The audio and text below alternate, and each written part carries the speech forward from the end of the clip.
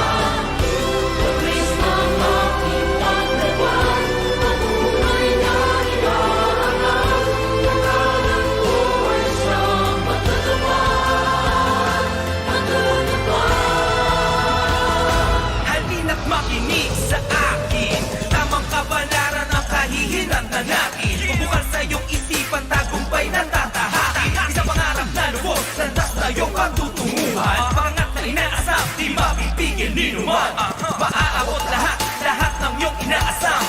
Kasipagan ng sagot, salat ka man sa kayamanan. Buksan ng pahina ng mga aklat ng karunungan. Edukasyon, ating kailangan, kamamangan, ating iwanan. Please! Ating nilipanin, ating papawin, ating tanawin. Bagong pag-asa ay muling tatanawin. Kinabukasan pagtibayin. Lahat ito'y ating lahat.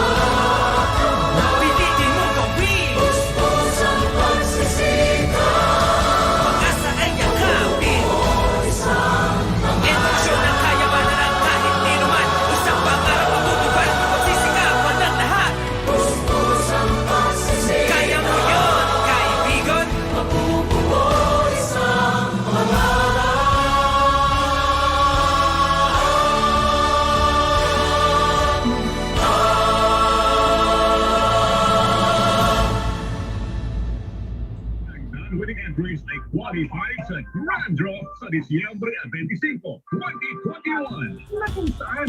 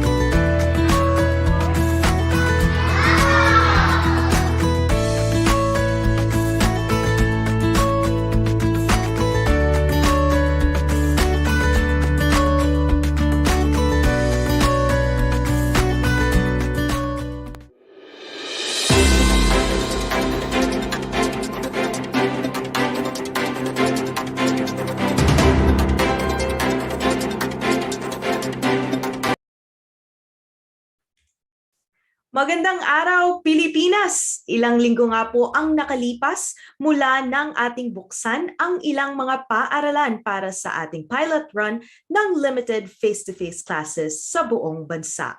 Kaya't ngayong araw na ito, kamustahin natin at alamin ang mga latest na kaganapan. Narito po tayong muli sa panibago na namang edisyon ng EduAKSYON, Aksyon at Solusyon para sa Edukasyon, the DepEd Virtual Press Conference. Magandang araw po sa lahat ng nakasubaybay sa atin ng live sa DepEd Philippines Facebook page, lalo na po sa ating mga learners, sa ating mga magulang at syempre sa mga teachers mula sa Luzon, Visayas at Mindanao. Recently, we started the limited face-to-face classes at selected public and private schools. At just this week po ay nadagdagan po yan ng mga schools naman na nagbukas sa iba't ibang rehiyon kabilang na ang National Capital Region. Kaya sa kasalukuyan, we have 277 public schools na nagsasagawa na ng ating pilot implementation of face-to-face classes. And that is really indeed an exciting news at isa po yung sign na maganda ang ating progress sa limited face-to-face classes. Kaya't samahan niyo kami sa araw na ito upang makuha ang latest updates at alamin kung ano pa man ang pwede nating asahan sa mga darating na linggo at buwan. Ngayong umaga po ay naka-broadcast tayo at mapapanood tayo ng live sa mga social media accounts at local channels ng ating mga media partners nationwide. Andyan po ang CLTV 36 ng Region 3, DWRB 103.9 News FM Radio Bulacan, Romblon Cable ng Mimaropa Region. We also have Kabangkalan Community Antenna TV, Kabangkalan City sa Region 6, Siargao TV ng Caraga Region, The Post, and Rappler. Makakasama din natin live ang iilang friends from the media and press na patuloy na tumutulong sa atin maghatid ng ating mga magagandang balita sa publiko. At makakasama at makakapanayam naman natin ang mga opisyal ng kagawaran ng edukasyon na sasagot sa mga katanungan para sa press conference na ito. Andito po ang ating ina ng kagawaran, Secretary Lenore Magtolis Briones, kasama sina Undersecretary Annalyn Sevilla, Undersecretary Revsi Escobedo, Undersecretary Elaine Del Pascua, Undersecretary Tonicito Umali, Assistant Secretary Malcolm Garma, Director Jocelyn Andaya at Director Roger Masapol.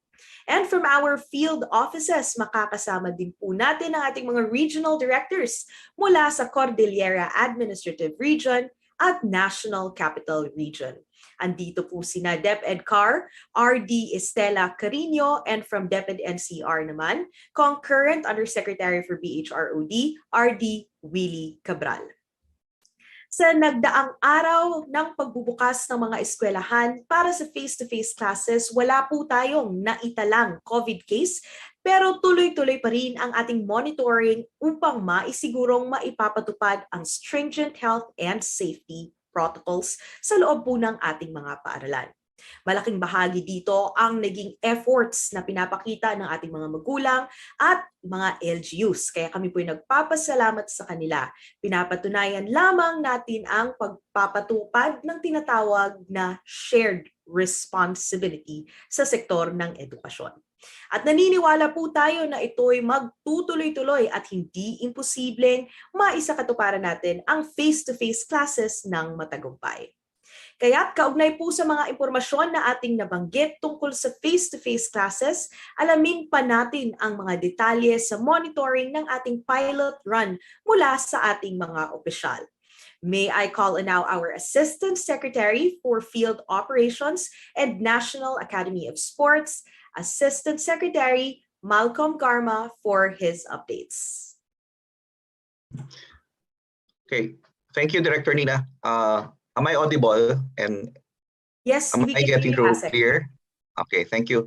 So magandang umaga po sa inyong lahat. Magandang umaga sa ating pong mga taga-subaybay, no, itong ating lingguhang pulong balitaan, no, itong EduAKSYON. At magandang umaga sa ating pong mga partners, no, from the media. So katulad po ng nabanggit ni Director Nina, so tayo ngayon po ay magbabahagi ng ilang impormasyon hinggil sa kasalukuyang pagpapatupad natin itong tinatawag nating pilot implementation of the limited face-to-face, no.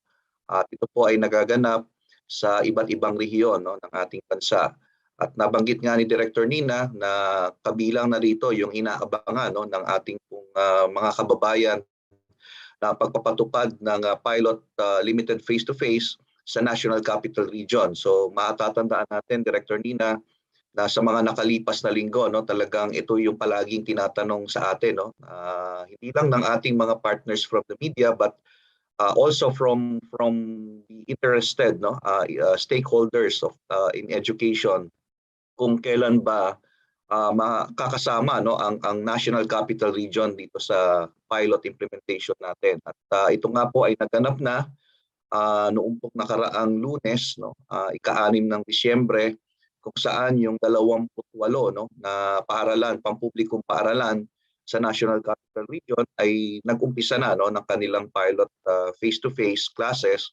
At 3 po sa 28 paaralan na yan ay atin pong napuntahan noong araw ng kanilang pagsisimula. At mamaya siguro sa tanungan natin ay maibabahagi natin, no, yung ilan sa mga naging obserbasyon natin, no, dito sa mga paaralan na to. But for the meantime, let me share with you the general updates, no, on the current implementation or the ongoing implementation of our pilot limited face-to-face. So can I ask now the PAS or Sir Jason to please put on screen our presentation.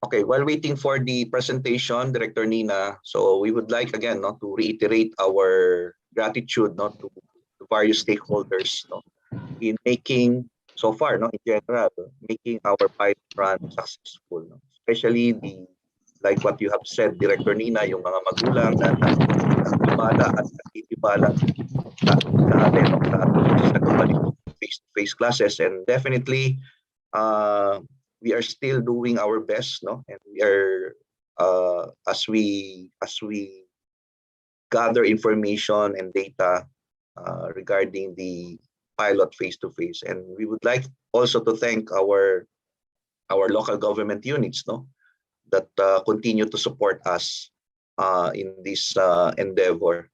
So, sige, can we go to the next slide now, please?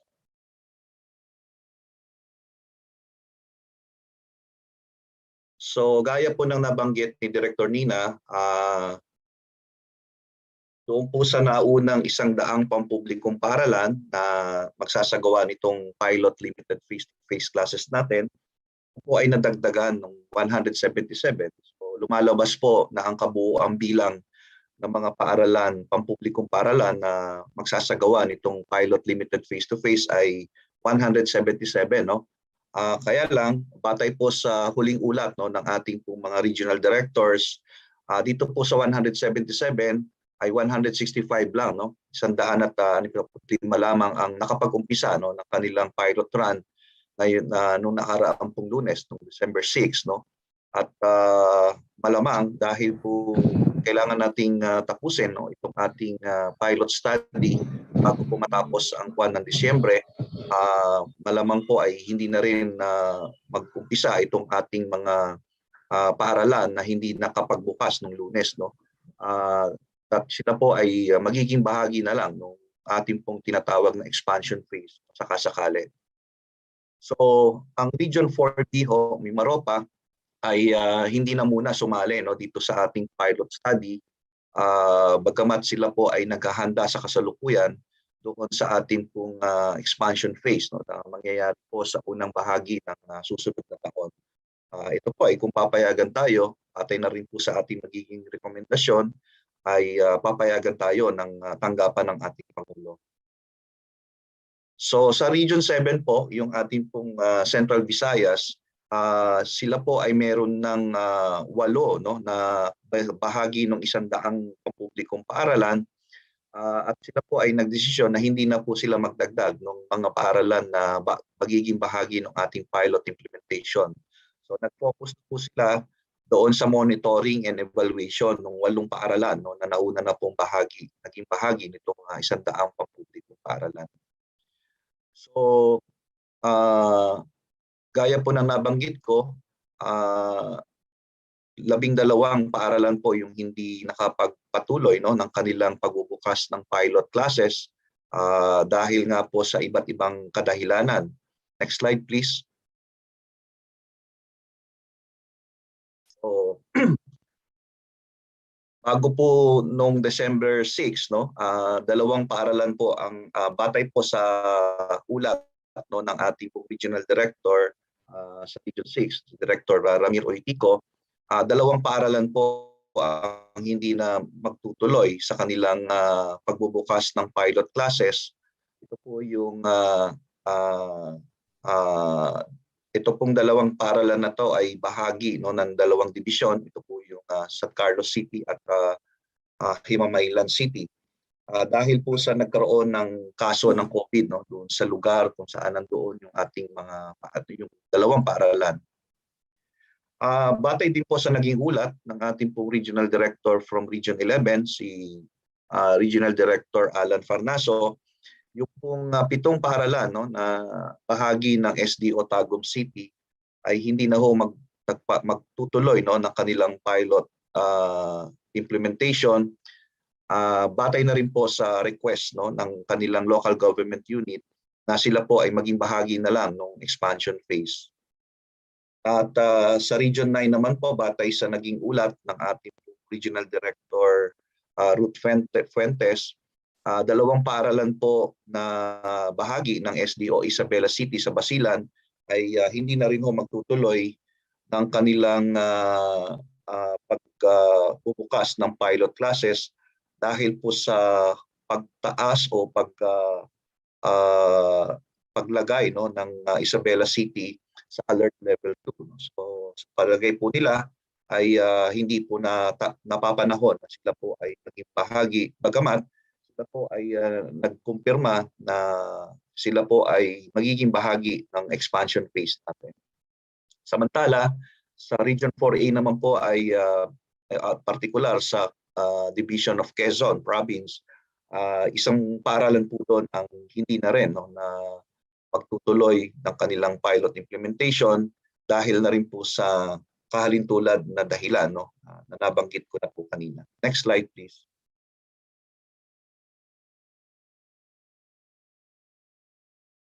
Gaya po nung naging proseso natin, no, doon sa mga naunang 100 pampublikong paaralan, gaya na rin po sa ating pong commitment, no, na ang lahat po ng mga paaralang magiging bahagi nitong ating pilot implementation ay bibigyan po natin ng ayuda, no, na sa halagang 100,000 nang sa ganon ay makatulong po itong halaga na ito sa kanilang paghahanda, no, at pagpapatuloy nitong pilot implementation. So ito pong karagdagang 178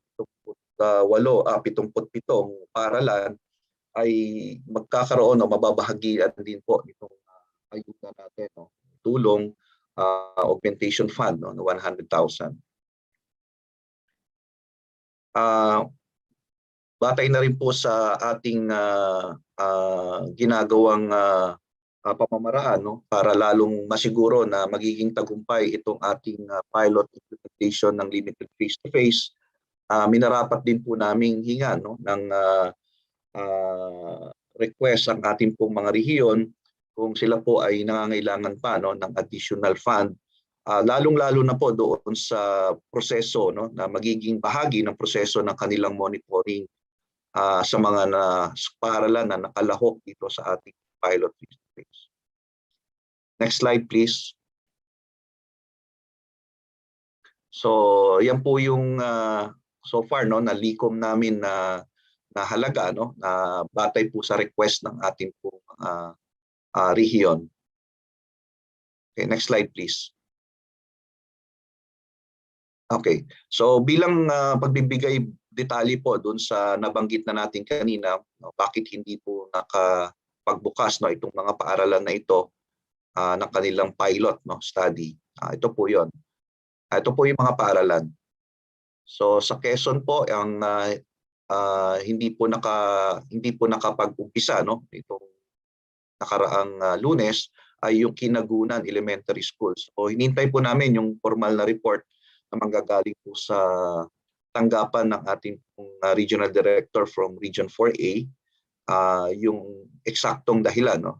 Pero malamang sa hindi, ang dahilan din po niyan ay yung maaring nagkaroon po ng mga kaso, no, ng COVID doon sa lugar kung saan nandito yung paaralan. At nabanggit ko nga po sa Region 6, 2 paaralan po. Ito yung Raimundo Tongson National High School at Don Carlos Ledesma National High School. At ang dahilan po nito ay mayroon pong mga COVID-19 cases doon sa barangay, no, kung saan nandito yung mga paaralan na ito. At sa Isabela naman po, 2 paaralan tulad ng nabanggit ko ay yung Old Camp Elementary School at Kumalarang National High School. Batay na rin po sa request ng kanilang local government unit na wag na muna mag-umpisa ngayon at bagkus ay magsimula na sila, sumali na lamang sila doon sa ating expansion phase. Next slide please. At yung sa Region 11 naman po, sa kahintulad na request ng kanilang local government unit, ito po yung mga paaralan, no, na hindi na po magtutuloy muna dito sa ating pilot implementation. Ito po yung New Balamban, Nueva Fuerza, San Agustin, Babanganan, Tabugan, Libuganon at Pandapan Integrated School. So I think ang isa po sa nakita nilang dahilan ay yung mababang rate, no, vaccination rate doon sa lugar. Kaya inarapat nila, no, na intayin na tumaas itong vaccination rate sa lugar nila nang sa ganon ay maging mas sigurado, no, yung kanilang paglahok sa face-to-face classes. Okay, meron pa ba? Next slide. Okay, so hihinto muna ako dito dahil si Director Roger naman po ang magbabahagi sa atin nung naging resulta, no, ng ating pong lingguhang assessment, no, na ginagawa natin. So Director Nina, I'll stop from here and we'll let Director Roger share with us the detailed, no, information on the weekly assessment that we are doing. Thank you and magandang umaga sa inyong lahat. Maraming salamat, Assistant Secretary Malcolm Garma. At gaya nga po ng sabi ni ASEC Malcolm ay tuloy-tuloy pa rin po ang pagbibigay ng updates. Ngayon naman, let us welcome Director Roger Masapol for his updates. Director Roger. Yeah, magandang umaga sa iyo, Direk Nina, at sa mga taga-subaybay ng ating press conference. Taking off from ASEC Malcolm presentation, papakita ko lang o i-report ko lang yung highlights ng 3 weeks kasi nakaka 3 weeks na po tayo at natutuwa po kaming ibalita sa inyo yung yung initial result ng ating 3 weeks at ngayon Friday na matatapos na yung 4th week at may dagdag tayong 174 na school. So malalaman natin by Monday ano naman yung nangyari sa 4th week natin na may dagdag na 174. So sa 3 weeks muna tayo. So bale, ito yung summary ng 3 weeks, no? Ang requirement po natin sa mga schools natin na pilot schools ay mag-submit or mag-monitor araw-araw ng progress ng kanilang implementation, but they need to submit a weekly report sa atin para makita natin yung takbo ng ating study dito sa pilot. So just a summary of the result, no? So yung number of schools na nag-submit ng weekly report, yung week 1, 88 out of 100 public ang nakapag-submit. Sa week 2, 81 out of 100 sa public and 15 out of 18 sa private school.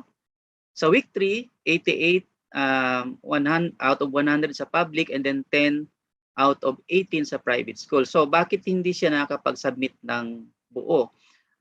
We understand na ang karamihan sa mga pilot school natin ay located siya sa mga far-flung areas talaga. And then actually, mayroong 29 school na nagsabi na wala sa kanilang internet signal. Kaya tinutulungan ito ng ating mga opisyalis sa ating mga division para makapag-submit sila. Pero after naman ng ating deadline, nakakapag-submit naman sila ng report. So in terms of number of learners, no, noong week 1, nakapagtala tayo ng 5,964 na learners na pumasok noong week 1, ano?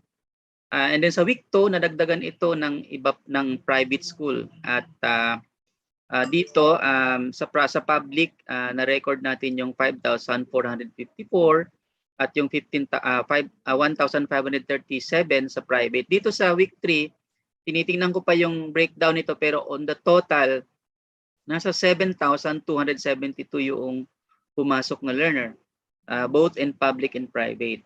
On the weekly attendance rate, no, yung attendance rate natin ng mga bata. Sa week 1, we recorded 82% attendance rate. Sa week 2, we recorded 83%. And then sa week 3, 82%. In terms of learners who medyo yung suffered, who encountered sickness or medyo nagkasakit, nung week 1, we nag-report yung mga schools na mayroong 100 silang mga estudyante na nakaramdam ng karamdaman, kaya ito hindi na pumasok. Siguro ito yung dahilan kung bakit ito lang yung attendance rate. Kasi po ang agreement ng DepEd, yung homeschool coordination kailangan malakas, kung saan ang magulang ay kailangan mag-report sa school on a daily basis kung araw-araw ang pasok, kung ano yung kalagayan ng bata. Kung may konting nararamdaman, may konting sipon, may konting ubo, may sinat, hindi na po ito kailangan pumasok sa school. So nung week 2 mayroong 53, sa week 3 mayroong 54. And then in terms of confirmed COVID-19 case, 0 po tayo from week 1 to week 3. In terms of schools na nag-lockdown nung implementation sa week 1, mayroon tayong na-record. Ito yung sa Zambales na everybody knows this, yung sa Zambales. Yung sa week 2, wala pong nag-lockdown and week 3, wala pong nag-lockdown. Ano yung top reasons bakit nag-a-absent yung mga bata? Apart from bad weather, ito yung lumalabas na top reason kung bakit nag-a-absent yung mga bata, yung mayroong ubo at sipon yung mga bata. At ito yung consistently ang dahilan doon sa 3 weeks na ating implementation. So may ubo, siguro malamig na kasi ngayon eh. Baka yun nga, change of temperature or climate, baka ganito yung ito yung normally effect sa atin, lalo na sa mga kabataan. And then nabanggit din sa kanilang report na minsan muddy yung daanan kaya hindi na makapasok yung bata, minsan maulan, and then minsan may mga okasyon sa kanilang bahay, no. And then number of learners na nagkalagnat. Nung week 1, 13 ang na-report pero hindi na ito nakapasok sa school. Week 2, may 4 na estudyanteng na-report na nagkalagnat. At yung week 3, 2 na nagkalagnat. Now, ano yung mga challenges na na-encountered ng ating mga implementing schools, no? So, Dito, ito yung mga feedbacks or reported challenges na kanilang kinaharap during the 3 weeks na implementation. So sa week 1, medyo marami-rami at expected ito. So sa week 1, learners tend to take off their mask after a short period of time, especially the kindergarten learners. So expected po ito dahil ang kindergarten learners, first time nilang kinder sa kayong grade 1, first time nilang umapak sa loob ng campus, no, at makita ang kanilang teacher in person. At yung mga kaklase nila first time na makita, no. At alam naman natin yung kinder, di ba? Pag unang pasok pa lang halos ayaw magpaiwan yan sa magulang. Kailangan nakikita niya kahit nasa loob na siya ng classroom. Nakikita na yung kanyang nanay nandun lang sa tabi-tabi. So medyo iba ngayon. Constant wearing of mask of the people outside of the school premises are not, ibig sabihin, are not observed. So, and then not all visitors are logging in doon sa kanilang logbook. So ito mga medyo glitches or lapses ng konti, pero kung makikita natin sa week 2, wala na yan. Learners forgot physical distancing. They sometimes go closer to each other as they practice at home and their neighbors. So yung bata, sanay na walang mask doon sa bahay dahil nasa loob lang naman ng bahay. Kaya nung pumasok sa school, may discomfort na naranasan yung mga bata. Pupils tend not to stay in their seats. They sometimes forget the protocols, but they just need to get used to health and standards and new normal education. So, merong parang lang mga uneasy because hindi pa conditioned yung mga bata on the difference of the way we deliver education. Sa week 2, some felt uneasy due to plastic cover. So dalawang school po ang nagsabi niyan. So pag may number sa dulo, ibig sabihin that's the number of schools na nagsabi. And then face shields make learners uncomfortable. Mayroong isang school na nagsabi na kasi dito sa una, dapat sa week 1 na-address na nila yan. And then sa yung pangatlo, some are still adjusting from the modular to limited face-to-face. Isang school. Then sa week 3, hard time viewing board because of the barrier. So mayroon pa ring mga schools na hindi nag-alis nung barrier sa week 3, no? Dalawang school yan. Most learners feel uncomfortable wearing face mask all the time. Ito yung lalo na yung mga early grades, no? And then students cannot express themselves well because of their face mask. So ito yung mga challenges na na-encounter both ng both ng teacher saka estudyante in their encounter doon sa 3 weeks na implementation natin. This is the summary. So now, let's look at ano naman yung mga feedback sa atin. So ito, gusto kong i-highlight, ito yung mga, either ang nagsabi nito ay parents, teachers, and then school head and community.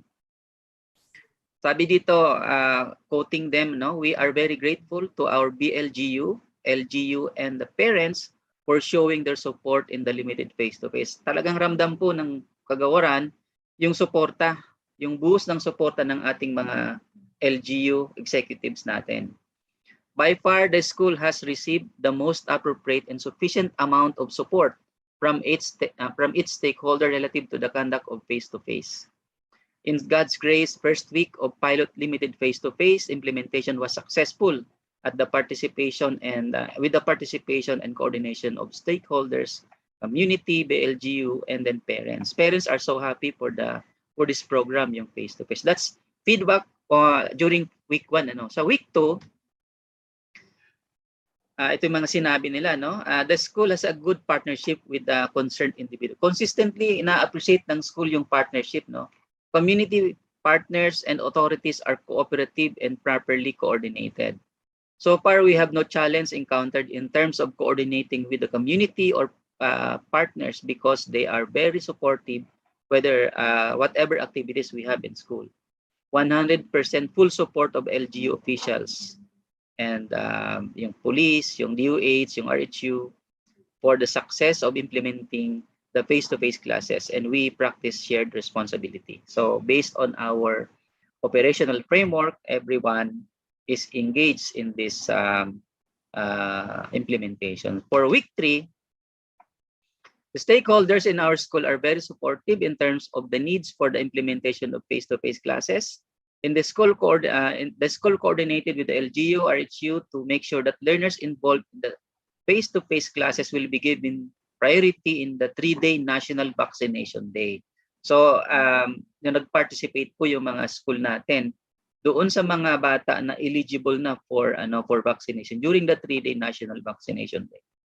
The school has been receiving enough support from parents, stakeholders, and community, and then 100% support from BLGU. So, dito sa mga feedbacks, makikita natin yung consistency noong appreciation ng ating school authorities at ng ating mga kabataan at ng ating community doon sa nakikita nilang amalgamation of support ng stakeholders natin, particularly the LGU.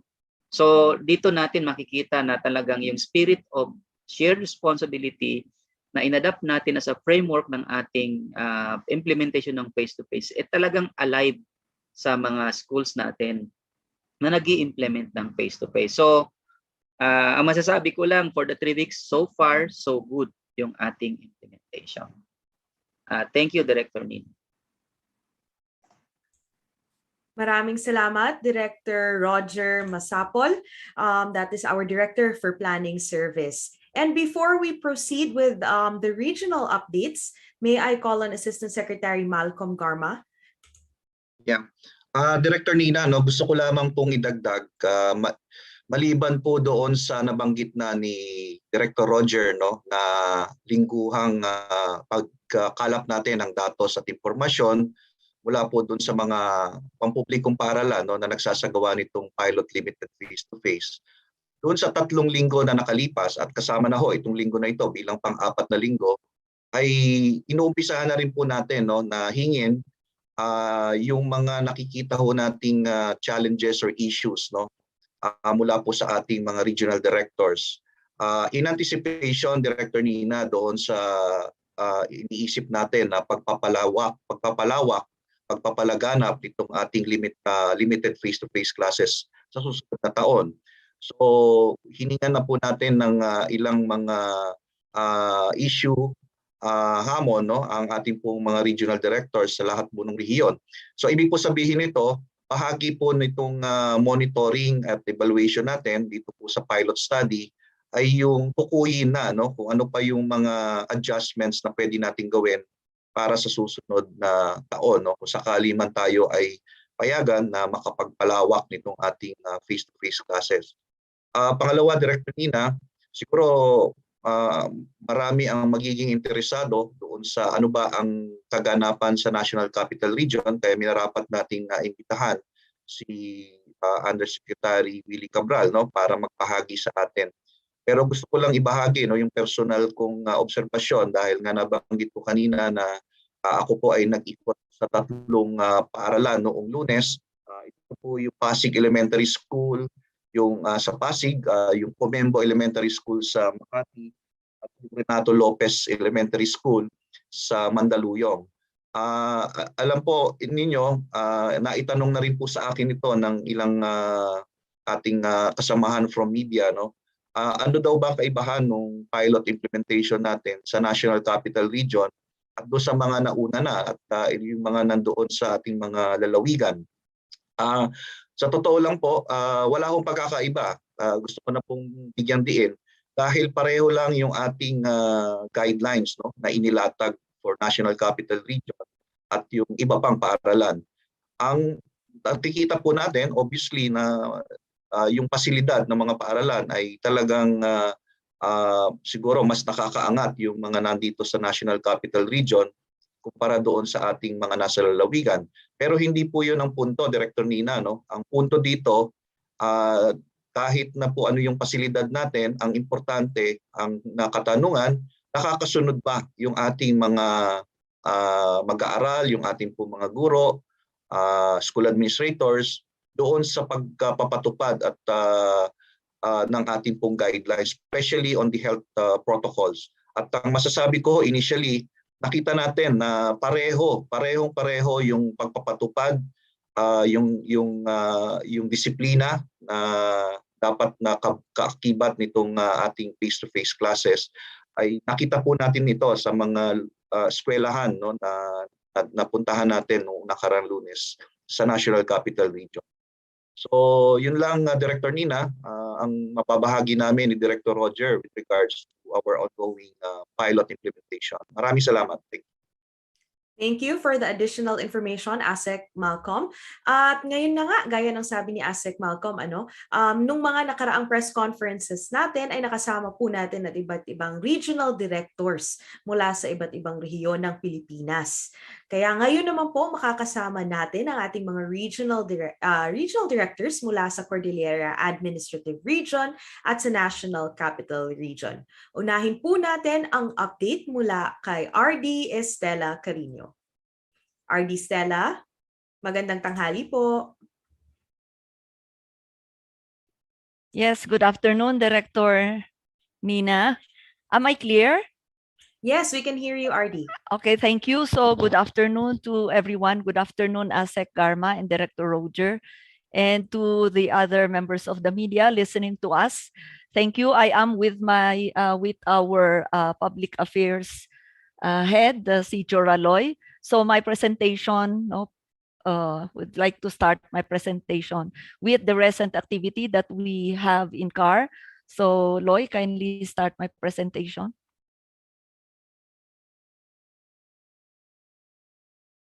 Okay, slideshow. Okay. So we have actually here in CAR, we started the week, starting December with the celebration of our Education Week. So we all know that our Education Week starts December 6 to 10, and we had our opening in December 7 with the theme promoting shared responsibility on the delivery of quality education to learners in the Cordilleras. So actually, oops, okay, balik.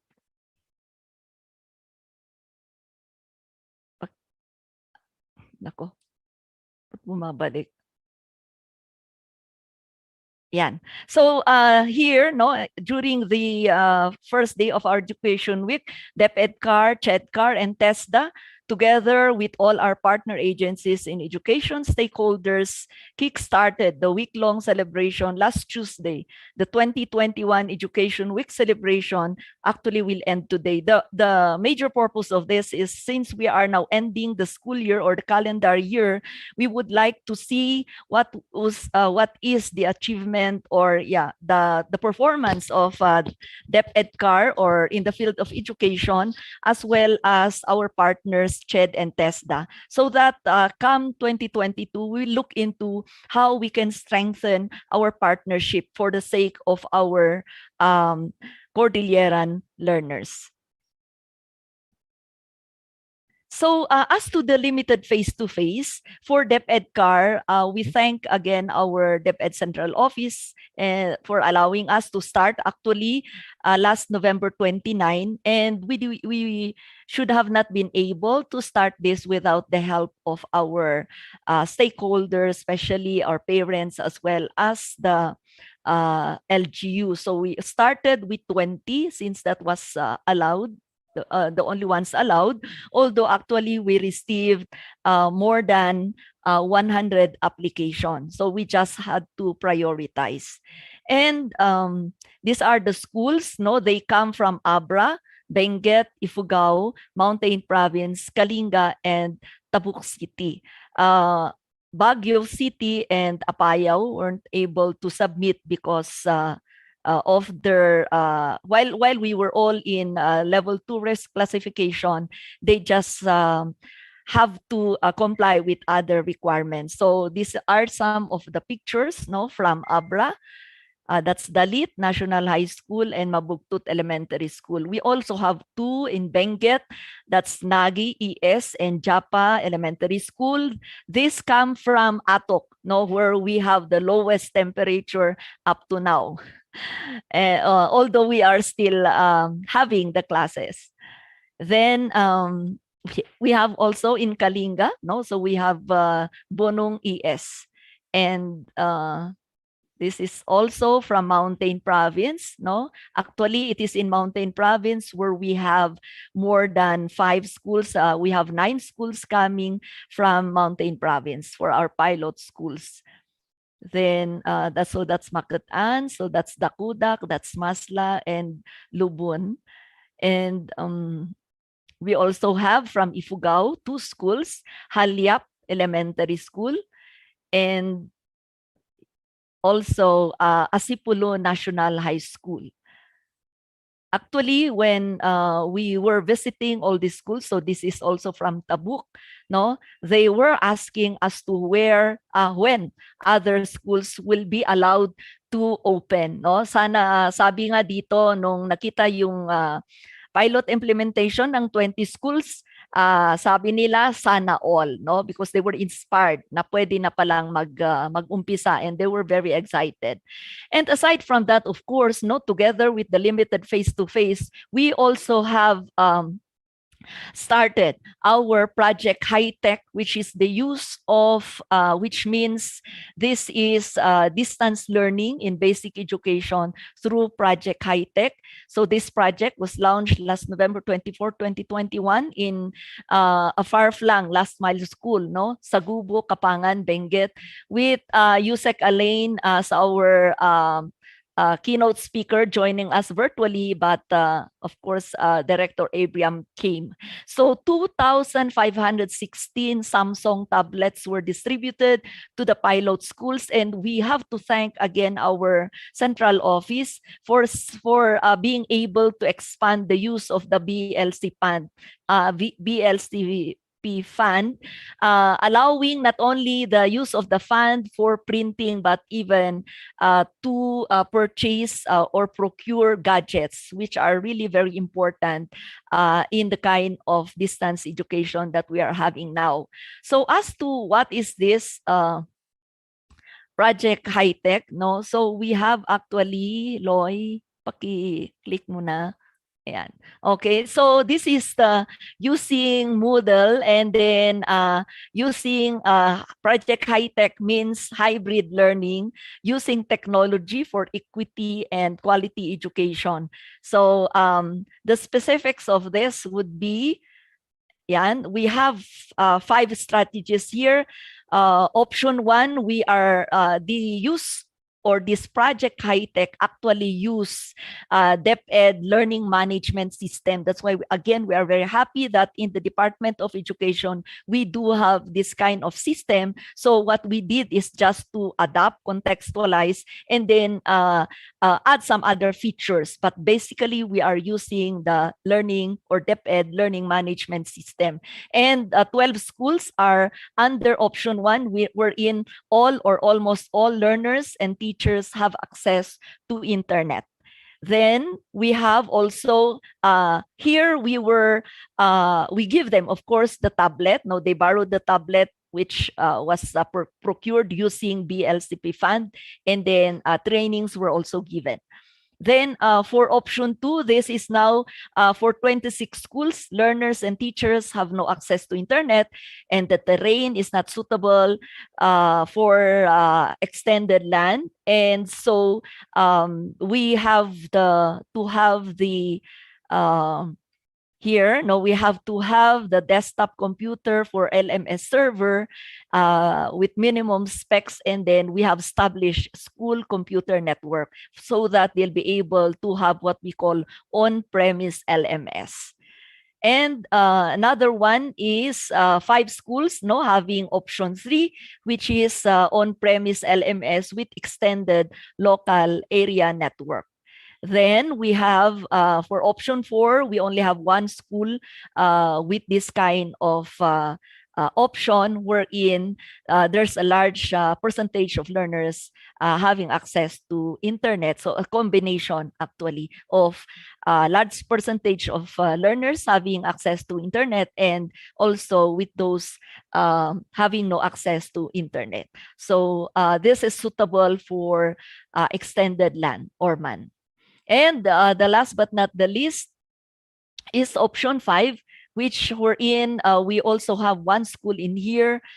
This is now the hybrid DepEd LMS. So all in all, actually for this use of DepEd LMS, we have offline and online learning management system through our Project High Tech. We have 74 schools with 2,045 learners in this kind of distance learning. Then, this is that's actually what is happening now in DepEdCar, aside from the pilot face-to-face, limited face-to-face. Thank you very much, Director Nina. Thank you very much, RD Stella, for your updates. At ngayon naman po, ito talaga ang pinakamaraming nagtatanong kailan ba magbubukas at kailan magsisimula ating pilot run sa NCR. Kaya para bigyan po tayo ng updates at ano na po ang mga kaganapan dito sa National Capital Region, please welcome po our concurrent Undersecretary for BHROD and Regional Director for NCR. We have RD Willie Cabral. Yusek Willie, magandang tanghali po. Good morning. Magandang tanghali po sa lahat. I am very much glad to inform that kahit nahuli ng konti ang National Capital Region, sa ngayon ay nakapag-participate na tayo sa limited pilot face-to-face at sa kasalukuyan ay magtatapos ngayong araw ang unang linggo ng pagdaraos ng limited face-to-face as part of the reintroduction ng face-to-face classes in the ongoing blended learning. At kaugnay nito ay nais nating ibahagi ang ilan sa mga nakalap natin na report galing sa ating field offices at mga schools patungkol sa unang linggo ng pagpapatupad ng limited face-to-face. So, kasama po dito sa ating i-report ngayon ay kung ilan ang mga eskwelahan, ano ang mga nakita natin as part of the monitoring results at ano yung ilang mga practices at ilang mga opportunities na pwede nating tignan para sa pagpapatupad ng mas malawakang face-to-face. So ang NCR po sa kasalukuyan ay merong 28 na eskwelahan at meron pong mga division na may 2 at yung iba naman ay tig-isa lamang po ng mga K-3 or senior high school schools na participating in this limited face-to-face. So ito po yung breakdown ng mga estudyante na kabilang sa pilot face-to-face. At kung mapapansin po natin ay mas marami ang bilang na nandun sa key stage 1 ng kinder to grade 3. At ito po ay tiningnan natin ilan ba ang mga klase, how many classes were organized. And we have 127 for K-3 at 14 naman sa key stage 4 or the senior high school. At kahit po yung ating mga non-teaching personnel na involved or included in the pilot face-to-face, lahat po ay vaccinated. So to ensure that our learners are safe and will not be infected. Meron din po tayo, tiningnan din po natin ang bilang ng mga classrooms na ginamit at meron po tayo na 126 sa K-3 at 70 naman sa senior high school. Now, at base po sa pagmamonitor natin in terms of school operations, katulad din ng ibang mga eskwelahan na nag-conduct ng limited face-to-face. Nandyan po yung map, signages, markers, at yung smooth flow of traffic sa mga gate at sa loob mismo ng paaralan. There is also a provision of assembly area for learners and teachers, and we find that the schools are, in terms of their classrooms, are spacious. The parents and learners ay nagpahayag din po ng kanilang excitement at kasiyahan for being able to participate, and some of the schools, or majority of them actually, utilized Facebook page, messenger, at text messaging, even telephone calls, di kaya ay face-to-face na makikipag-usap sa mga magulang para doon sa communication plan in relation to what we are doing right now in the limited face-to-face. Klaro din po yung pick-up and drop-off points ng mga learners sa bawat barangay. May separate at well-defined na entry and exit passages. There are designated specific areas for receiving guests, parents, at nakakatuwa po na meron tayong mga volunteer aides na present in the implementation, and some schools are using QR codes to inform parents na ng kanilang anak ay nakapasok na sa loob ng eskwelahan. Mas marami po ang mga naobserbahan natin na mga practices in terms of health measures, dahil yung mga thermal scanner, dispenser, hand washing station, and air purifiers, even foot baths at mga utility boxes ay meron pong mga makikita rito. In some schools, yung UV and high-grade sanitizer, pamalit doon sa plastic or acrylic barriers ay ginagamit. And as I mentioned earlier, school officials and teachers and support personnel are vaccinated. There are provisions for supplements, and it is also given during the distribution of modules. Isolation area and waiting area, which is an open space, and there is also a segregation of trash, and of course the provision of face mask and alcohol sa ating mga personnel and learners. Hand washing area are within or near the classrooms, and there is a regular sanitation of classrooms after the class, and marshals to assist the students in corridors. All classrooms na nakita po natin are well ventilated, and declaration forms were given ahead of time to ensure that students will have to enter the triad area.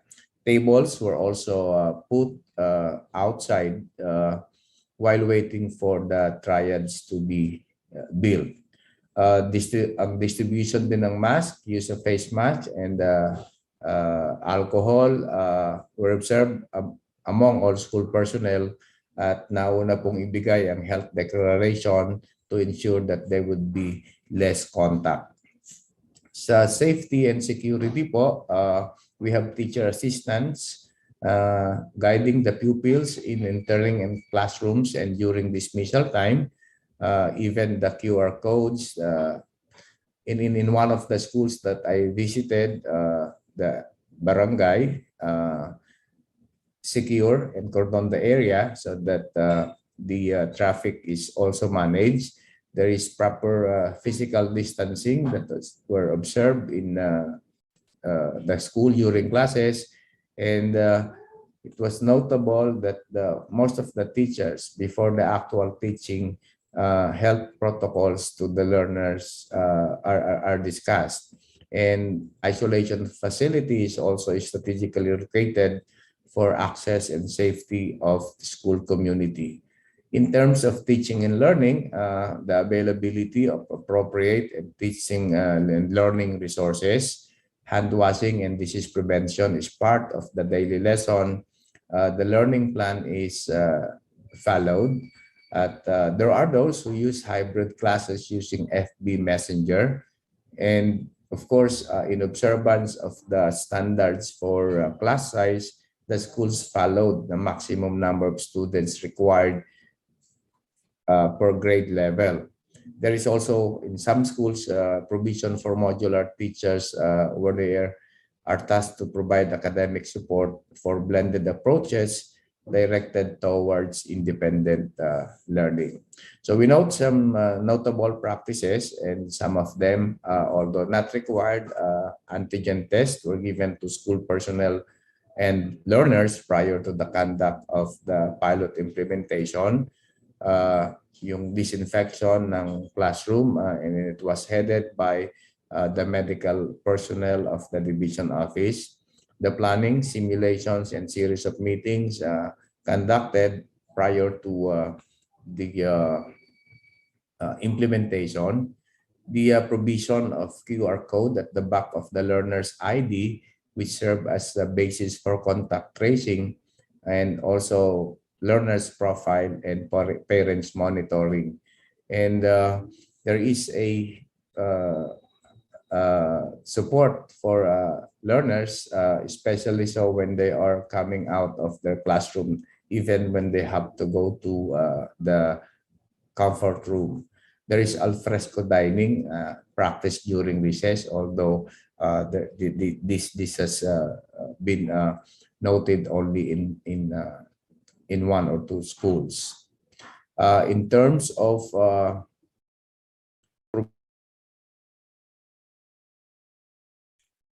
You're on mute, ayan. We can hear you na po, Yusek. yeah, thank you. Snacks and service as an added feature is that some LGUs provided snacks and even service vehicles, and this is an attendance manager using, of course, the QR code, as I mentioned, was established by one of the head teachers in the senior high school for attendance monitoring and text messaging to the parents. The senior high school even used progress monitoring data information for learners and parents para sa kanilang support. Then yung active parent connect in a weekly and monthly basis to support learners and follow up with school-related activities and other requirements. This was also noted. And as I mentioned, merong hybrid conduct of classes simultaneously done, those who are physically present in a classroom and those who are on the online home teaching participation. This is, I think, in Valenzuela, where every grade level teacher is partnered with NATAI teacher to assist the children, and these NANAI teacher parents undergone the protocols before the implementation with swab test and, of course, fully vaccinated. Provisions of essential PPEs, face masks, disinfectants, alcohols, and other emergency kit. And the quantities of these are sufficient for supply until July 2022. Yung one document management system using Google Classroom for monitoring school situations and submission of reports, and then provision of instructional box for learner in the classroom, which contains the learning resources. It was also found out that our schools are supported by all the stakeholders with the presence of medical team, the barangay officials, and SDO personnel. And as I mentioned, some of the learners in some schools were subjected to antigen tests before the conduct of classes. What are the opportunities that we are looking into? Yung green fire extinguisher in the laboratory for emergency purposes by replacing those with the red version. provision for unidentified triads for unannounced visits from parents with urgent concerns or visitors. And this is one of the most important thing, the establishment of feedback mechanism for the parents, teachers, and learners to document the experience so that there will be tangible outputs that will be put into use during the evaluation phase, and the provision of exclusive area for counseling session as a offshoot for those learners exhibiting some behavioral problems. We noted that there was, or at least 2 learners not being able to attend the first day because medyo nagulat and napayak yung bata. So yan lang po ang ating update from the National Capital Region. Maraming salamat po. Maraming salamat, Yusek Willie, for your updates. And thank you also for sharing your best practices. No, we noticed that there were some practices na dito lang po sa NCR nagagawa. Ayan, thank you so much, RD Stella, RD Willie, at syempre maraming salamat po sa inyong patuloy na pagtataguyod ng edukasyon at sa pagpapatupad po ng ating limited face-to-face. Before we move on to our press con proper, pakinggan po muna natin ang mensahe sa atin ng ating ina ng kagawaran, DepEd Secretary Leonor Magtoles Briones. Maraming salamat, Nina. As usual, I will endeavor to be as brief as possible dahil ang mga detalye ng implementation ng face-to-face at ibang activities ng DepEd ay nailathala na at na-share na sa inyo, at mas mahalaga yung questions na manggagaling sa media dahil ito ay imudmud naman sa ating mga various publics. Una, is a general development. Siguro aware kayo, maraming nagsasabi, and per record, ako lang ata ang Secretary of Education na nabisita ang lahat na rehiyon nung ako ay nag-umpisa ng aking termino. So, nabisita ko sila lahat. So, kabisado ko, kagaya ng dinidescribe ni Stella, familiar na familiar ako. Saka sa ibang region, kasi nakikita ko na yung mga eskwelahan na yan. So, as a transition towards the end of my term, nag-launch ako ng program na bibisitahin uli yung mga 17 regions na dati kong nabisita para makita kung ano ang progress nila, ano pang ibang pangangailangan nila para matugunan ito bago magtapos ang aking termino. So last week I was in Region 1, tamang-tama, launching ng campaign sa vaccination. Tamang-tama naman na swing ang ating pilot studies, pilot management experiment.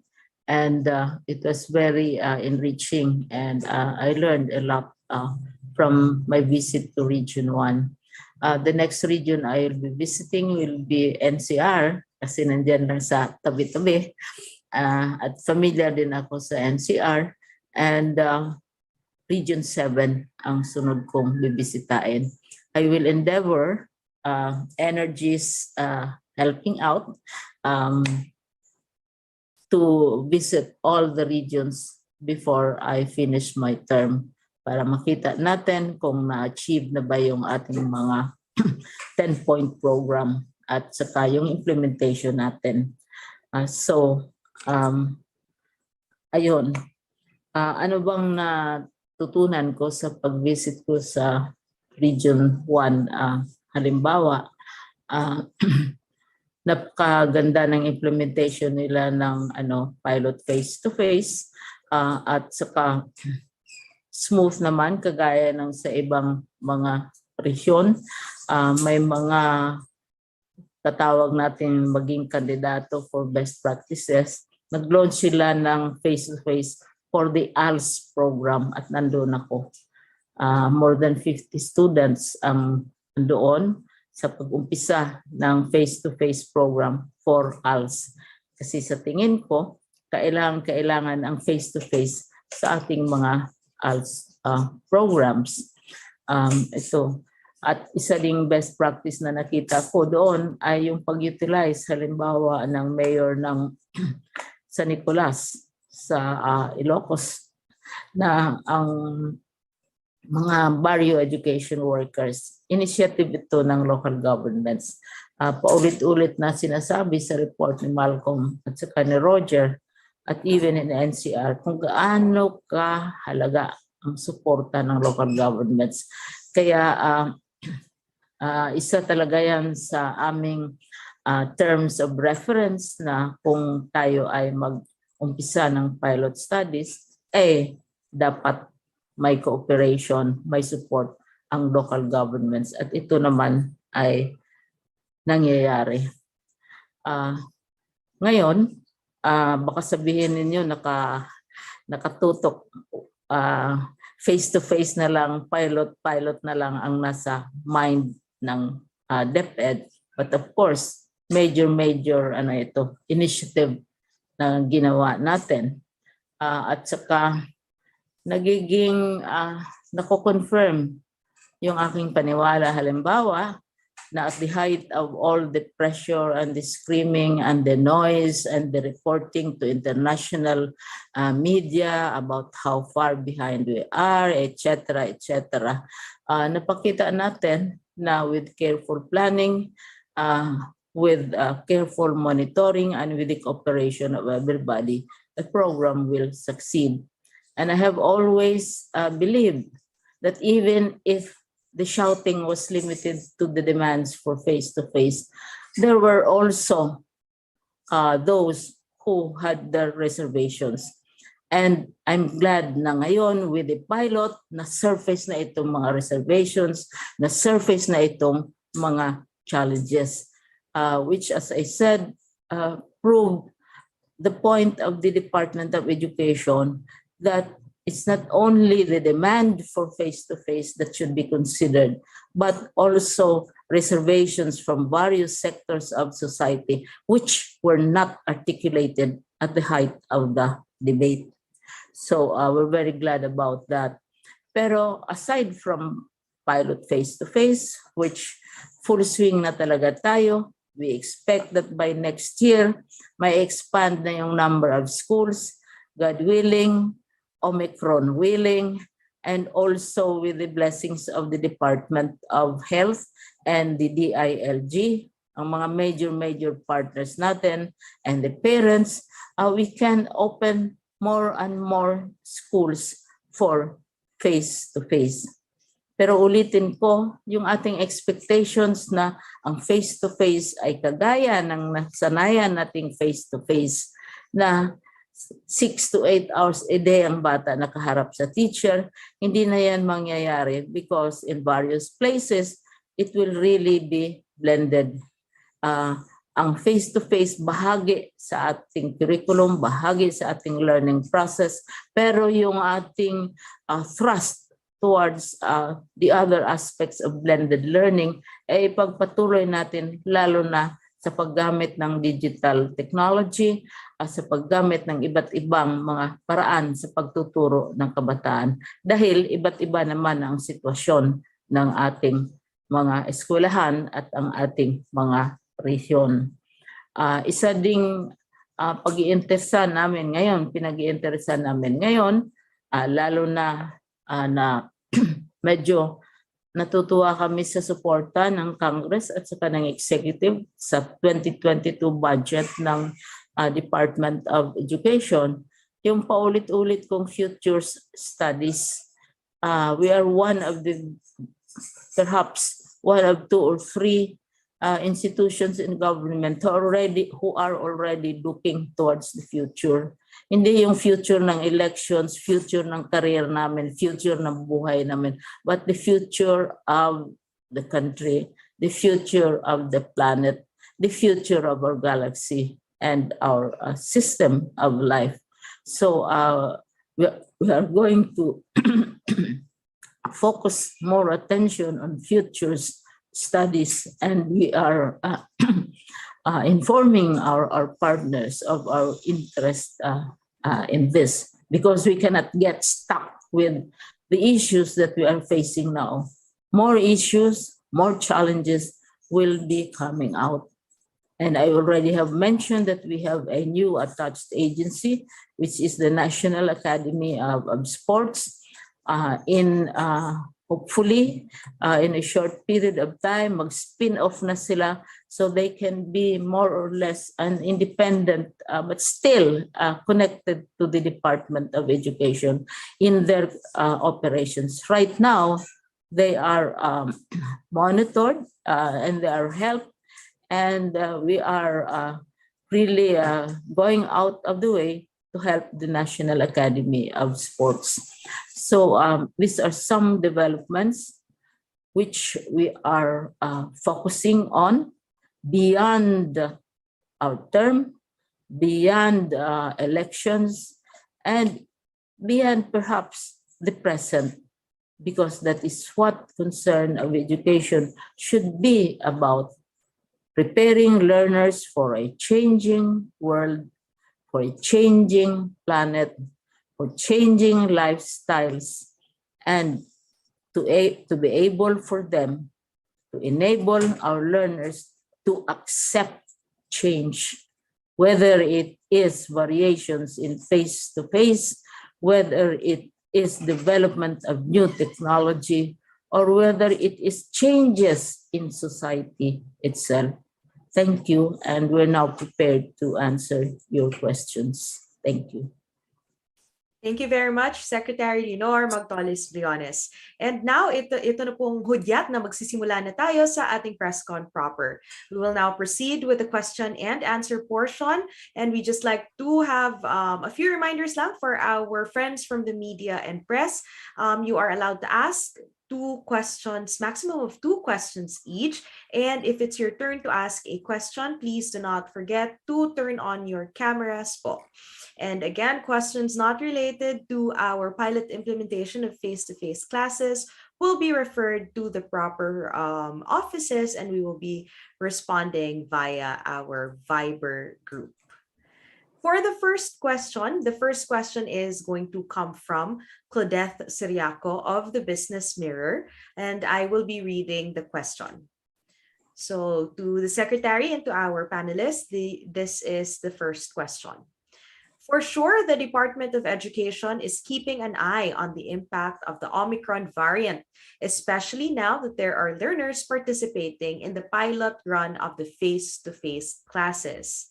May we know what are the necessary mitigation strategies of DepEd? 3 points. 1, during the conduct and until now, we don't have cases of COVID infections in the pilot schools, and that is very, very good news. 2, Omicron, as far as we know, has not entered the Philippines. 3, the latest updates from the scientific community and from experts is that Omicron may not be as virulent, as dangerous, as vicious as the earlier versions. And when news about Omicron came out, we were asked, so what will now happen to your pilot schools? And my answer was that we will proceed, because Omicron is not here. We cannot wait for Omicron to come in and then we'll cancel face-to-face again. And the news so far is gives some measure of comfort and hope coming from the experts that Omicron may not be as dangerous or as vicious as the earlier versions. So tuloy pa rin tayo. So far, walang infections. And as you can see from the reports of the various regions and national reports, every step possible, every precaution possible to protect our children and our staff and our society is being undertaken so that we can proceed with face-to-face, limited as it may be, or expanded as it may be, and give our children the quality education that the Constitution mandates us to deliver. Thank you. Thank you very much, Secretary. Actually, you were able to address the second question, which I will just read. Are you going to push back the timeline on the planned expansion of the face-to-face classes next year as the threat of Omicron looms? Would you like to add a response po, or? Yes, I would, and perhaps the other members of the panel can answer. As far as we at the policy level are concerned, there is no pushing back. There is no pushing back for as long as it is not here, for as long as the danger is perceived to be milder, or maybe even there is no danger at all. In the meantime, we proceed. We cannot stop. Secondly, and I have emphasized this also, when the president gave his permission, because the law mandates it, for us to start the pilot implementation of program, he also allowed us, that means us, Department of Education and the Department of Health, the mandate, the discretion, the decision to expand the coverage of the program itself.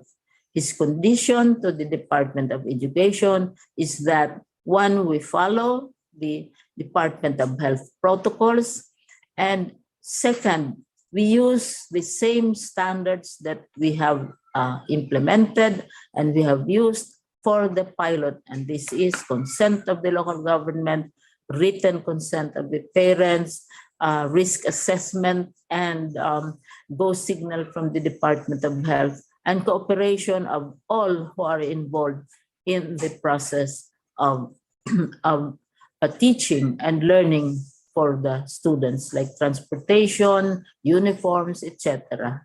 Thank you. Thank you, Secretary. Asik Malcolm, would you like to add a response to that? The question, Yeah, if we're Director going to Nina. push back po, yes. Okay. Good afternoon, ma'am. As mentioned by the Secretary, Director Nina, palaging bahagi ng proseso natin yung konsultasyon sa Department of Health. So we will take our cue from the Department of Health for whatever the situation will be with regards to the Omicron variant. Kasi regardless of the variant, in place yung ating protocol. So we will stick to that. Thank you, ma'am. Thank you, Director Nina. Thank you, Asik, and thank you, Secretary. Now we can proceed with our next set of questions. The next set of questions will be coming from our media friend from ABS-CBN, Ms. Ara Perez. Hi po, good afternoon. Hello, good afternoon po.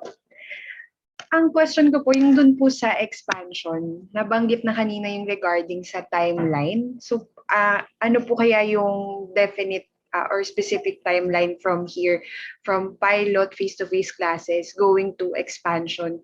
And based din po sa memo na nilabas kanina po, no, na kasama na rin yung all grade levels under K-12? Ang ating timeline for the pilot, Ara, is by December dapat tapos na yung pilot. Dahil we have enough information, we have enough data, we have enough feedback also from the public and all the sectors. So that should be sufficient. Dahil if you will recall, we're allowed 100, dinagdagan natin, sinama natin ang international schools, nagdagdag tayo ng private. So we feel that it is time to further expand the coverage of the program. Ang factor dito na importante is the assessment of the Department of Health. Pag magsabi si Department of Health that this particular school or this particular place may not be ready, then we will of course comply.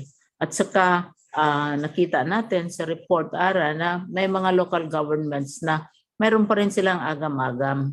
And I think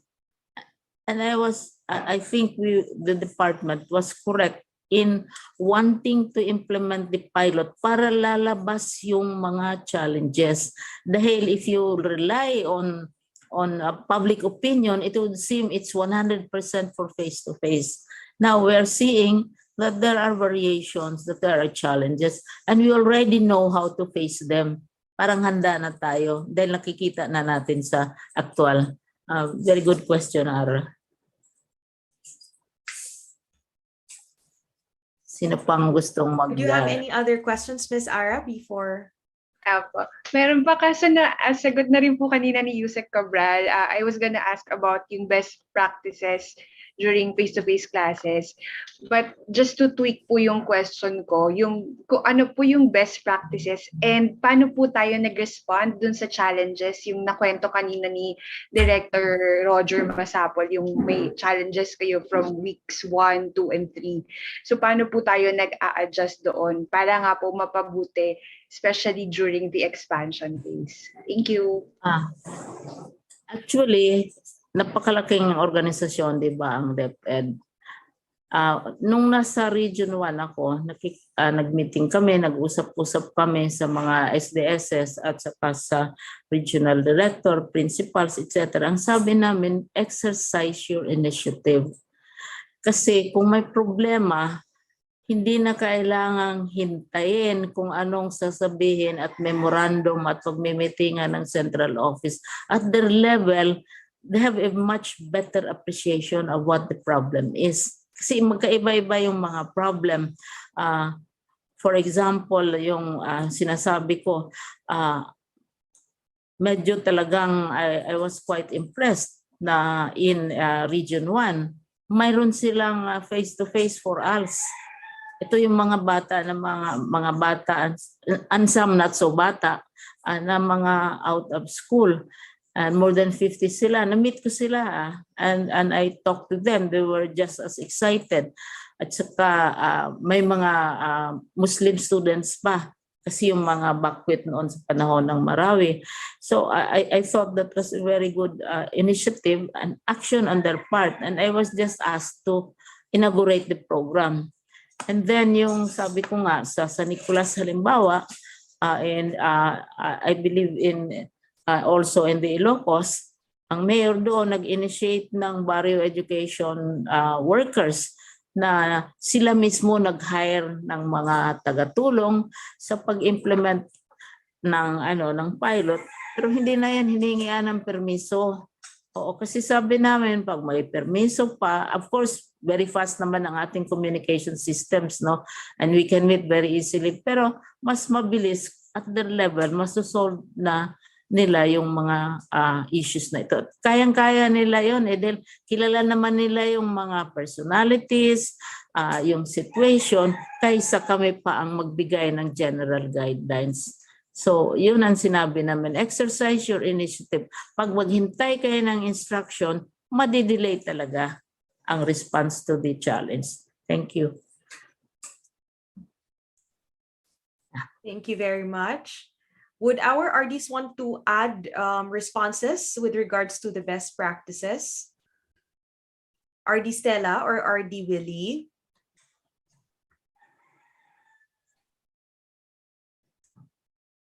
Director Nina. Yes, Secretary. Isa palang magandang example, napansinin niyo yung report ng NCR, yung Nanay Academy ng Valenzuela. Na wala pang pandemya, mayroon na silang Nanay Academy dahil alam nila na mahalaga yung papel ng mga nanay. So, binibrief na nila sa mga modules, etc. And they were even drawn into the pilot efforts, itong mga sa Nanay Academy. And it's the same as in also in Cordillera. Mayroon din silang Nanay Academy. Kaya nga sabi ko, hindi namin yan in order Hindi namin yan na memorandum o sinircular. Local governments themselves took the initiative. Tapos nag-cooperate, nag-partner naman ang mga ang DepEd of natin personnel, and this is a very good thing which I believe also should be encouraged, and we can encourage the PTAs, halimbawa mga PTA, Parent Teachers Association, tumutulong, nagbo-volunteer. Sa mga schools din, I recall, halimbawa sa UP, yung pahinungod nila na mga estudyante, tinuturuan yung mga bata na magbasa. Hindi ko ako sigurado sa aking diction sa Filipino. Tinuturuan na sa pagbasa, sa basics, etc. on their own. Civil society. Kasi maghihintay tayo, walang mangyayari kung lahat manggagaling sa central office. Thank you. Thank you very much for that additional information, Secretary. Indeed, showing of initiative from the region and from the field offices. And RD Stella, would you like to add po? Yes po, good afternoon, Ma'am Liling. Yes, Director Nina, I'd just like to add that, of course, here in the province, because of the absence of public utility vehicle, what we did, what our schools did is to cluster the learners by barangay so that there's an available jeepney which will take them after their classes. That's for the secondary. And for the elementary, especially for K to 3, since we are just starting, it's good to mention that really the parents are there waiting for their children in the designated areas. Thank you po. Thank you very much, RD Stella. Ms. Ara, thank you very much for joining us today, and thank you for your questions. Now we will proceed to our next set of questions. For the next set of questions, I will be reading them. They are going to come from Jane Bautista of The Inquirer. First question, are there any notable differences in the implementation of face-to-face classes in NCR schools compared to those in the provinces? This was earlier addressed by Asik Yes. Malcolm, but Secretary, would you like to have additional response? Yes. Asik Malcolm has answered that, and also Yusik Willie, yung detailed description nila, the initiatives they are undertaking. And they have this advantage, or I will not say advantage, of facilities and communications and so on, which enables them to perhaps undertake more initiatives and steps to strengthen the program. Now, ang tanong, are there notable differences? Yesterday, I was talking with the mayor of Mandaluyong, and chairman of NCR was also there, si Ben for Abalos. Ang sabi nila, yung degree ng enthusiasm ng mga bata daw is very palpable, and the support of the parents. So mukhang ang impression ko, the amount of information is available, readily available, for example, in NCR, which explains why there's also very high level of enthusiasm, according to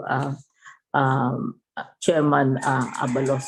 So that, I don't know if it is a notable difference, because everywhere we have gone, local governments have always been very, very supportive. Kaya sabi nga ni Asik Malcolm, halos pareho lang. Ang difference is, of course, access to technology and perhaps quick communications, and also closer, very, very close coordination with the NCR mayors. I'm also interested, we are all, of course, concerned with NCR, because NCR yun ang pinaka-hard, hindi naman hard, this is where much of government operations, economic, social, financial, political, and so on take place. So we're very interested in it. But I'm also interested, and I have said this before, I'm also interested in Region 4A, because Region 4A is bigger. It's the biggest region in terms of enrollment of learners, and also perhaps a very wide variety of learners, of people coming from all nooks and corners of the Philippines, because it is, in a sense, an industrial and manufacturing center, and attracts people from all over the country to work in Region 4A. Kaya interesting din, and we'd like to also watch developments in Region 4A. We're interested in the big regions, even as we give priority. First step natin are those areas where populations are small, malayo, etc., and all that. But we would like also to look at the bigger regions. Cebu, for example. Cebu did very well in the vaccination exercises. And you have, of course, Davao, extremely active. You have Iloilo. These urban centers have huge learner populations, and therefore we are interested in how they are coping with the different problems and challenges that they face. Thank you. Thank you, Secretary. And to our other panelists, if you have ready responses, please just let me know. To proceed po, this is the next question, still coming from Ms. Jane Bautista of the Inquirer. A group of education experts and teachers raised a concern about the lack of clear guidelines on content and teaching pedagogy for in-person classes, since it will be integrated with remote modular learning. Will DepEd release a memorandum to clarify the guidelines on how teachers will handle the workload? We will release guidelines, but guidelines tend to be general, specific applications, and we are encouraging our teachers, our regional directors, our school heads to initiate on their own within the framework of the general guidelines. Kasi we cannot we cannot prescribe solutions for each and every challenge that emerges in the process of pilot implementation. Dahil you have 17 regions and 47,000 public schools. So general yung guideline, and as to the specifics, ako sinabi ko na ito, I said this in Region 1, if there are problems kaya ninyong isolve, exercise your initiative. We don't expect each and every school to behave in exactly the same way according to our guideline. Kasi masyado na yung bureaucratic. And so, ang dali-dali namang mag-communicate ngayon. Hindi naman kailangan. Of course, you end up with guidelines, but then you can always text, you can always ask for a Zoom meeting, and you can always call me early in the morning or midnight or whatever hour of the day, because my communication lines are all open if there are immediate problems and they need our advice. So, maghintayan tayo ng clear guidelines. If this happens, you do this. If that happens, you do that. Then that will take time. And we have already said that by end December, we will already conclude the pilot aspect of face-to-face. And hopefully by 2022, we'll expand it further in the light of the permission of the President as mandated by law to expand as we see fit according to the standards of the Department of Health, our own standards, and of course, with the consent of the DILG and parents themselves. Thank you. Thank you, Secretary. Yes, ASEC Malcolm. Would you have Yeah, Director Nina. supplementary answers? Yes, po. Okay, just to add to what Secretary Ling has already mentioned, no. One of the initial feedback that we got, no, from the schools that are implementing the pilot face-to-face is the number of hours. So kasi ngayon 3 to 5 hours lang eh. And one of the initial feedback that we got is naiiklian sila doon sa oras. Because we have to consider, Director Nina, that part of the learning delivery now is not only to deliver the lessons themselves, no? Kasi importante dito yung constant reminder, no, ng mga teachers sa mga bata, paalala. So somehow it eats up time doon sa contact period.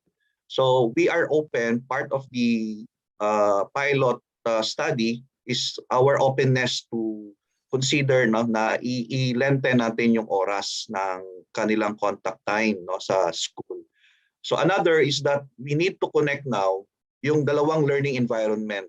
So that home environment, the home learning environment, and the school learning environment. However, based on the initial report, nakita natin na there is really a need for adjustment. Kasi transition talaga eh. Remember, for the kinder and grade 1, this is the first time that most of these children have set foot, no, on a school. So talagang kasama yon doon sa pag-aaralan natin paano mag-a-adjust yung bata so that mas maging seamless, no, yung transition from home to school.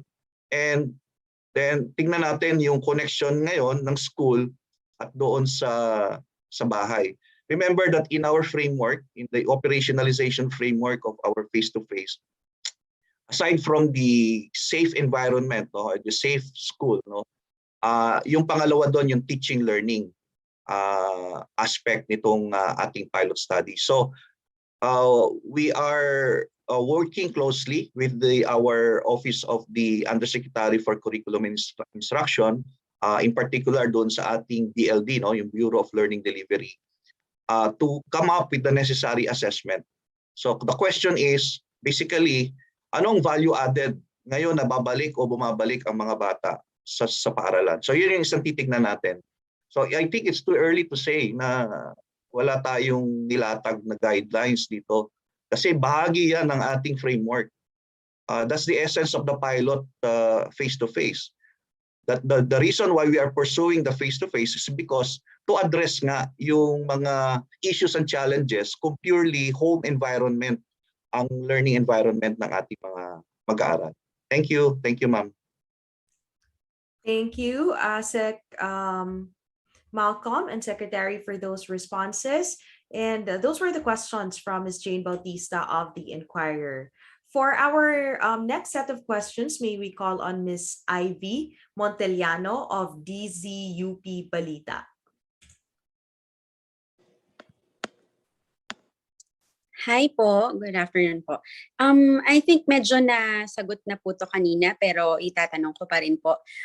If in case po next year wala pa pong lumabas na vaccine para po sa 11 years old pababa, posible po ba o may posibilidad po ba na maging mandatory ang face-to-face classes para po sa mga batang ito kahit na po hindi ayaw po ng mga magulang? We have always said again and again na itong mga requirements ng vaccination, hindi yan mandatory. Kasi maliwanag yan sa Declaration of Human Rights at saka iba pang mga batas. Kaya nga na-notice ninyo na very aggressive ang pamahalaan, kasama na si DepEd, magkampanya para papayag yung mga parents, pero hindi kaysa gawing mandatory. Pero of course there is a debate going on kasi may mga legal studies. Ang experience kasi this is not the only time, Ivy, na nagkaroon ng debate globally about vaccines.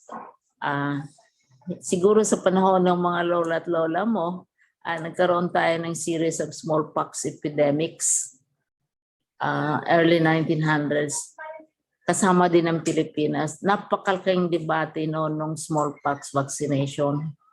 And with the same kind of arguments. So, linabas yung right over your body to make decisions about your body, but also mayroong mga legal perspectives. Hindi ko sabihin kung sino ang nanalo sa vaccine debate, sa smallpox vaccine debate, na nagsasabi, when the safety of the state is at stake, then the state can also take the appropriate steps. Kung yung safety, yung buhay, survival ng mga tao sa isang estado ay at stake, then kailangang i-reconsider yung view na people can decide for themselves. So yun ang debate. I'm not a lawyer, I don't want to go into it. Pero kami mayroong pag-aaral kami diyang ginawa. Kasi tiningnan namin, are there any other experiences of debates with vaccines? Matagal na yung debate na yan, and the arguments are also on a similar vein. So ang pagtingin namin, una, as I said, hindi yan mandatory. And kaya kung todo kampanya, parang ang kandidato namin sa eleksyon hindi presidential candidate, ang kandidato namin ay si Vax, ang kandidato na kinakampanya. And depende kung ano ang sitwasyon. Kasi in some countries, when the threat of smallpox became so threatening,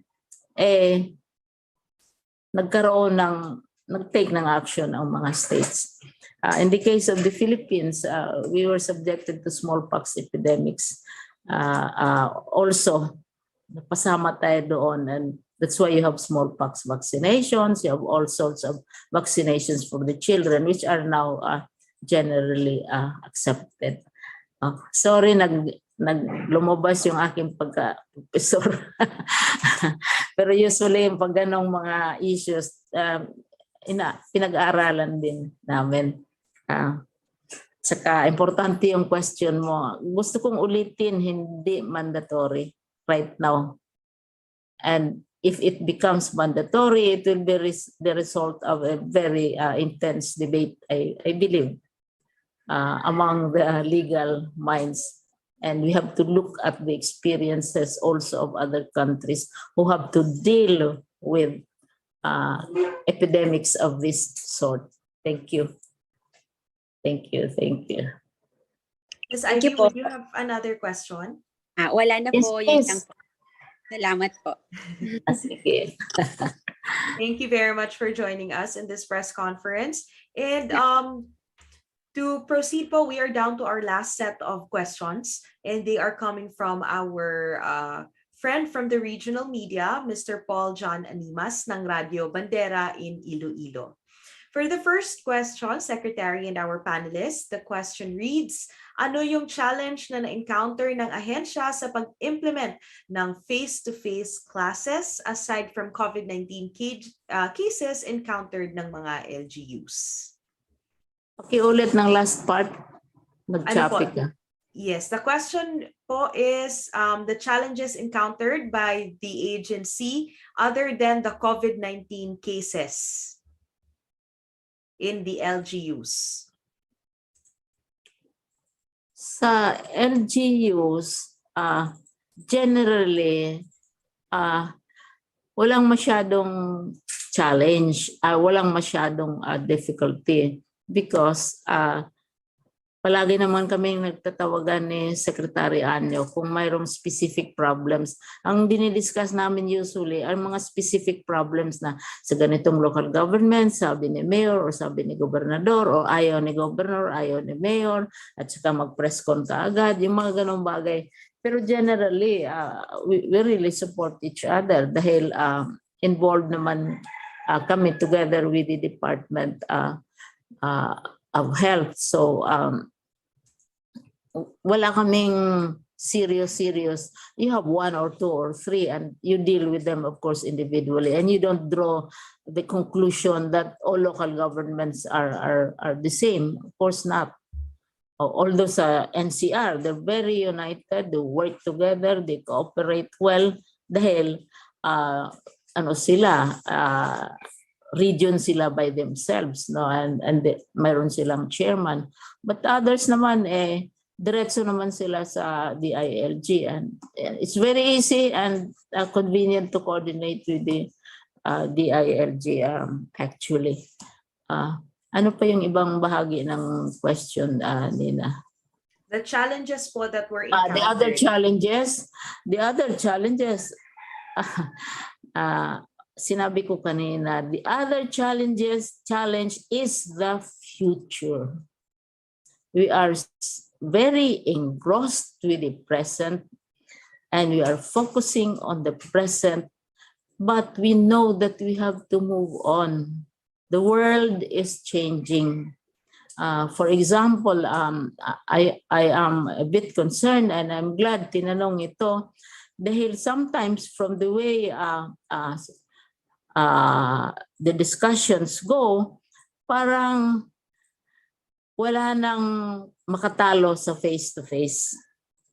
At saka all other forms are ineffective. Pero huwag nating kalimutan that the world is moving in the direction of digital technology, of ICT, of various forms of communications.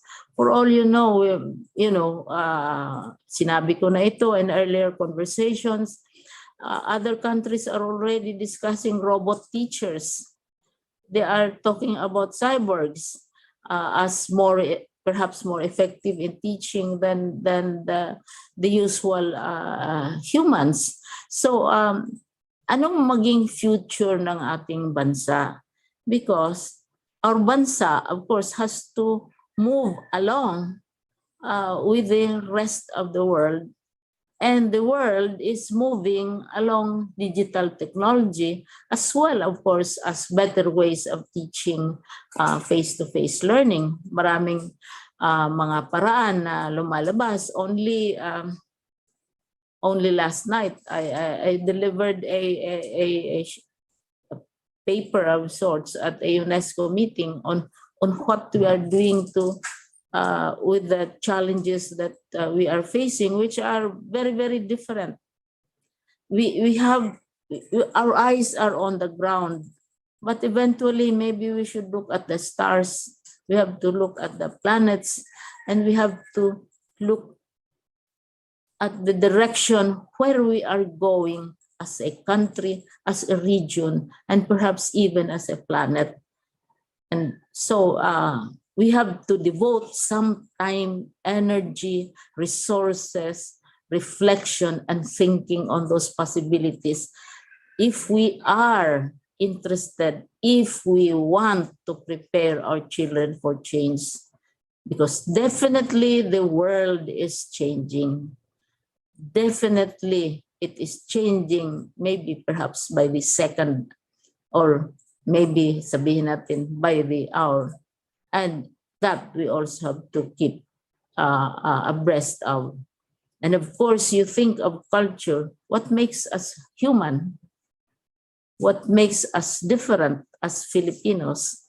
Hindi natin yan kalimutan. At ibabalansin natin yan. So yun ang yung sinabi ko kaninang mahalagang challenge.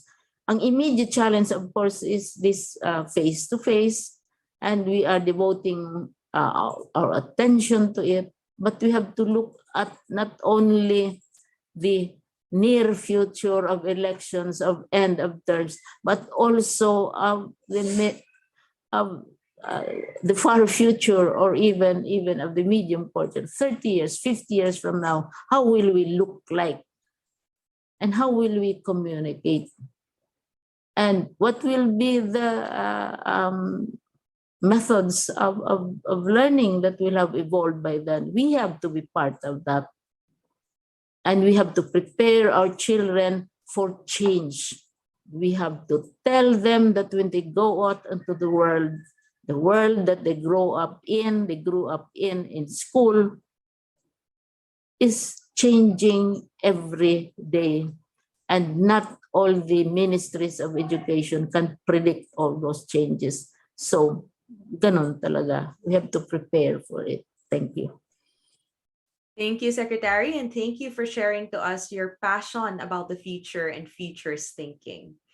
Ayan, for the next question po, if mag-succeed ang pilot testing ng face-to-face classes, is it possible na it will run full blast?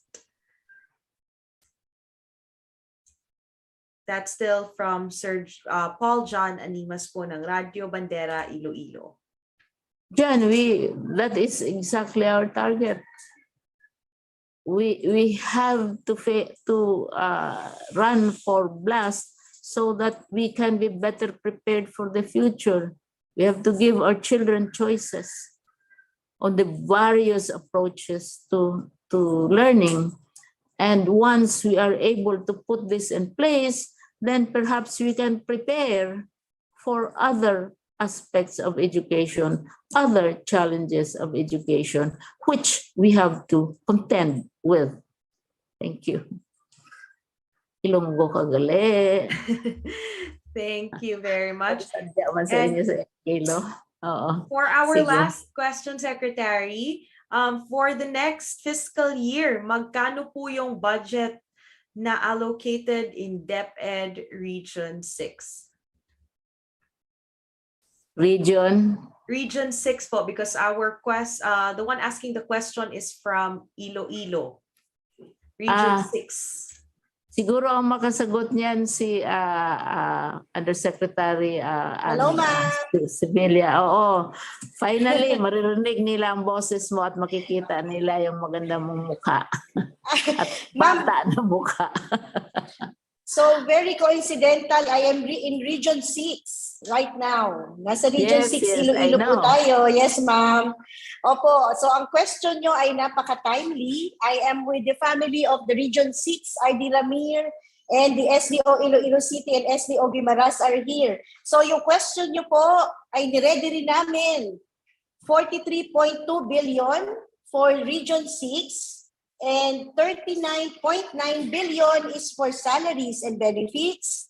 3.2 billion is for the MOE, regular MOE.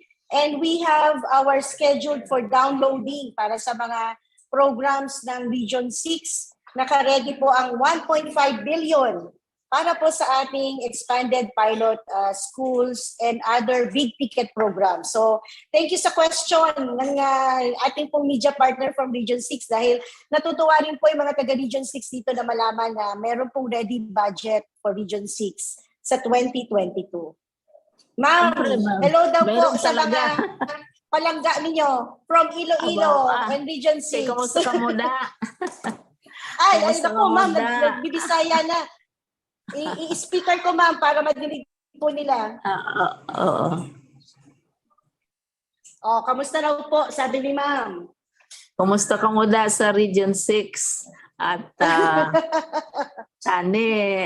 gusto kong mabisita liwat sa Region 6 kay Region 6 is very rich in culture.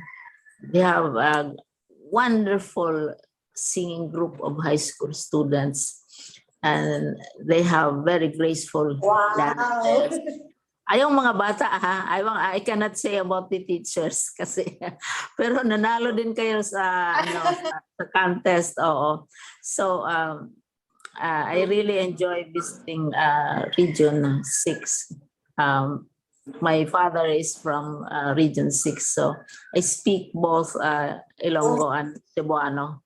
And of course my grandfather is from Antique.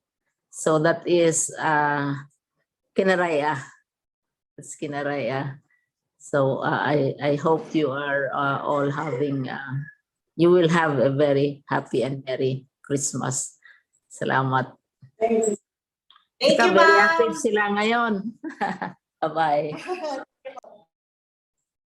Ayan, maraming salamat Yusek Ant and to our DepEd family in Region 6. And yun, very precise answer ang nanggaling kay Yusek Ann. And that was actually our last question for our press conference today. But before we end our program, if the Secretary would indulge us for a message, for a closing message, before we end the program po. Not anymore, because I have already given so many running lectures and it's not good to overtalk, as all of us know. Sasabihin nila talagang, Lola, maraming sermon, maraming warning, maraming kung ano-ano. But also, I know that in our culture, it is our tradition to listen to our lolas, to listen to the advice of our lolas, especially on matters of education. So ganun lang. Enjoy ako sa press con. At saka kung may mga iba pa kayong tanong, just find a way to contact me, and I will be very happy to answer your questions if I am available, because I'm going around the regions. I'm scheduled to go to Region 7, particularly Dumaguete, and then visit also NCR. NCR is more convenient, of course. And then the rest of the regions. Babalikan ko talaga yung mga binisita kong 17 regions. Physical energy permitting. Thank you. And si Ibe, I can see you. I can see your face. Si Roger, yung mga images ninyo. So, salamat na, salamat. And by the way, nagpa-booster shot ako yesterday.